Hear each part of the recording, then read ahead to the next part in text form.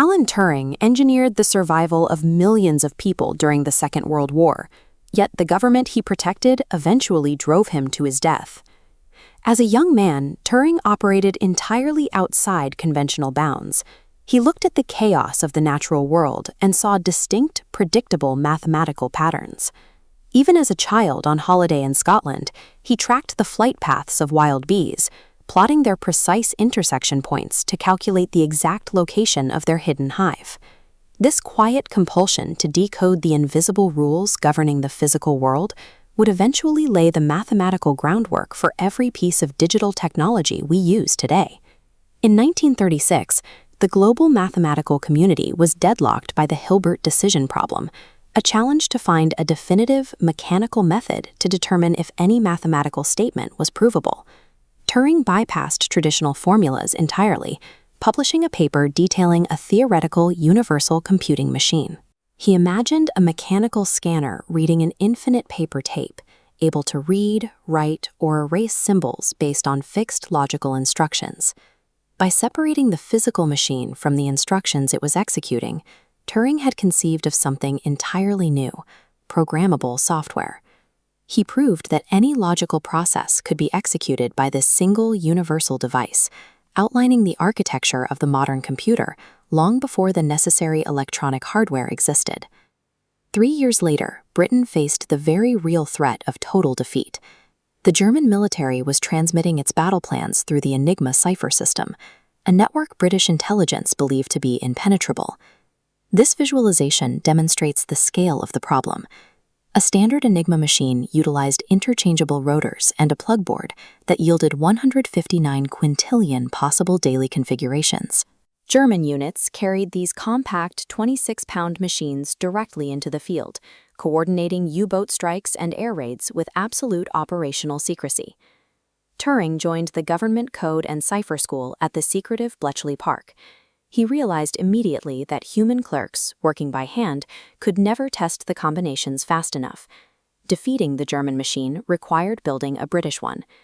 Drawing on earlier Polish designs, Turing spearheaded the development of the bomb.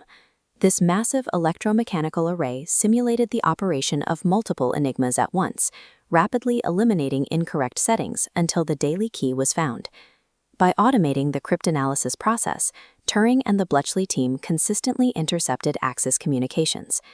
Military historians estimate this intelligence advantage shortened the Second World War by at least 2 years. When peacetime arrived, Turing returned to pure mathematics. Having spent the war cracking encrypted human logic, he turned his attention to the origin of thought itself. He took on a leading role at the University of Manchester, designing the programming systems for the Ferranti Mark I, one of the world's earliest physical electronics computers. In 1950, he published Computing Machinery and Intelligence, opening with a deceptively simple question: can machines think? He proposed the imitation game, evaluating a machine's intelligence by its ability to converse so naturally that a human judge could not distinguish it from a living person. He even suggested simulating a child brain that could learn through a system of logical rewards and punishments.